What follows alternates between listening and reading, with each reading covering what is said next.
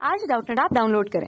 Doubtnut पर अपने सभी गणित, रसायन विज्ञान, भौतिक विज्ञान और जीव विज्ञान के डाउट्स का करो सफाया। बस प्रश्न की फोटो खींचो, एक ही प्रश्न को क्रॉप करो और तुरंत वीडियो सोल्यूशन पाओ। अभी डाउनलोड करें। हेलो फ्रेंड, इस प्रश्न में हमें विभिन्न प्रसार गुणांकों के मात्रक जो है बताने हैं। ठीक है, तो पहले हम कौन सा देखेंगे? पहले हम जो है इस प्रकार से जो है रेखीय प्रसार गुणांक को देखते हैं। तो इसके लिए मान लीजिए हमारे पास इस प्रकार से एल लंबाई का कोई चालक छड़ है।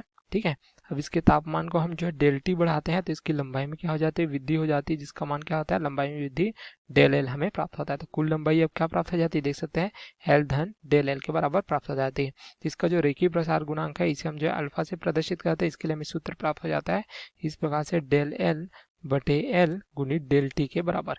इस प्रकार अर्थात जो है एकांक लंबाई के किसी पदार्थ या छड़ के ताप को 1 डिग्री सेल्सियस बढ़ाने पर उसकी लंबाई में जो वृद्धि होती है उसे हम क्या कहते हैं? जो है रेखीय प्रसार गुणांक कहते हैं। अब इसका मात्रक देखें तो अल्फा बराबर यहाँ पे लंबाई डेल एल है, ठीक है, वृद्धि इसमें, तो इसका मात्रक क्या हो जाएगा? हमें मीटर प्राप्त हो जाएगा। उसी प्रकार एल क्या दर्शाता है? उसकी जो वास्तविक लंबाई है, तो इसका मात्रक भी हमें मीटर ही प्राप्त होगा। डेल टी जो है यहाँ पे इस प्रकार से ताप में परिवर्तन, तो हमें डिग्री सेल्सियस में प्राप्त होगा। तो मीटर मीटर आपस में कट जाएंगे तो क्या प्राप्त होता है? प्रति डिग्री सेल्सियस। इस प्रकार हमें रेखीय प्रसार गुणांक का मात्रक क्या प्राप्त हो जाता है? देख सकते हैं प्रति डिग्री सेल्सियस या प्रति जो है केल्विन हमें प्राप्त हो जाता है। उसी प्रकार अब यहाँ पे देखते हैं हम क्षेत्रीय प्रसार गुणांक को देखते हैं। तो मान लीजिए कोई चालक छड़ है जिसकी लंबाई को हम इस प्रकार से एल से प्रदर्शित करते हैं। अब इसकी चौड़ाई को हम इस प्रकार से बी से प्रदर्शित करते हैं।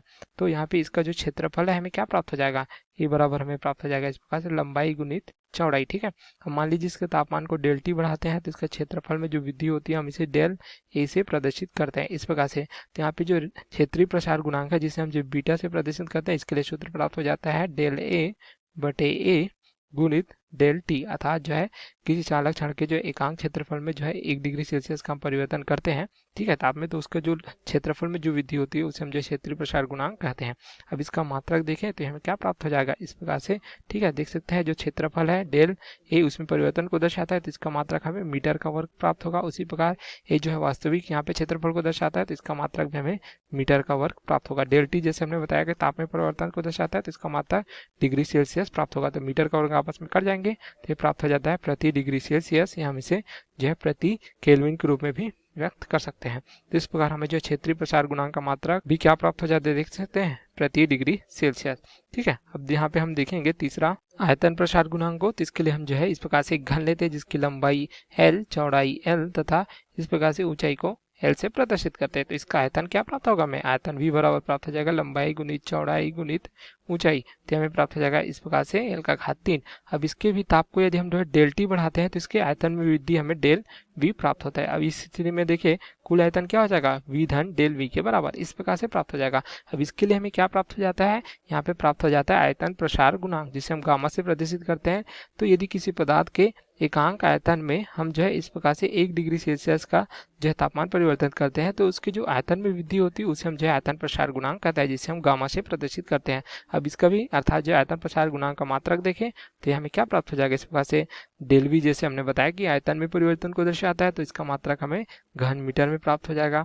उसी प्रकार वी जो है क्या प्राप्त हो जाता है? यह भी हमें जो है आयतन है तो घन मीटर प्राप्त हो जाएगा इस प्रकार से देख सकते हैं। उसी प्रकार डेल टी जो है इस प्रकार से ताप में परिवर्तन को दर्शाता है, तो डिग्री सेल्सियस प्राप्त होता है। तो यहाँ पे घन मीटर आपस में कट जाएंगे तो यहाँ प्राप्त हो जाएगा प्रति डिग्री सेल्सियस। तो यहाँ पे देख सकते हैं आयतन प्रसार गुणांक का भी मात्रक हमें क्या प्राप्त हो जाता है इस प्रकार से प्रति डिग्री सेल्सियस, या हम कह सकते हैं प्रति केल्विन प्राप्त हो जाता है। तो सभी प्रसार गुणांक का हमें मात्रक क्या प्राप्त होता है? प्रति डिग्री सेल्सियस। इस प्रकार से हम देख सकते हैं। ठीक है, तो यही हमें इस प्रश्न में पूछा गया था कि विभिन्न प्रसार गुणांकों के मात्रक क्या होते हैं। तो सभी के क्या होते हैं? यहाँ पे सभी के जो मात्रक है यह हमें क्या प्राप्त हो जाता है? प्रति डिग्री सेल्सियस। तो यही हमारे प्रश्न का उत्तर है। Okay, thank you.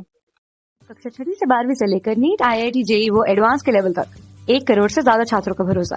आज ही डाउनलोड करें डाउटनेट ऐप या व्हाट्सएप करें अपने सारे डाउट्स 8400 400 400 पर।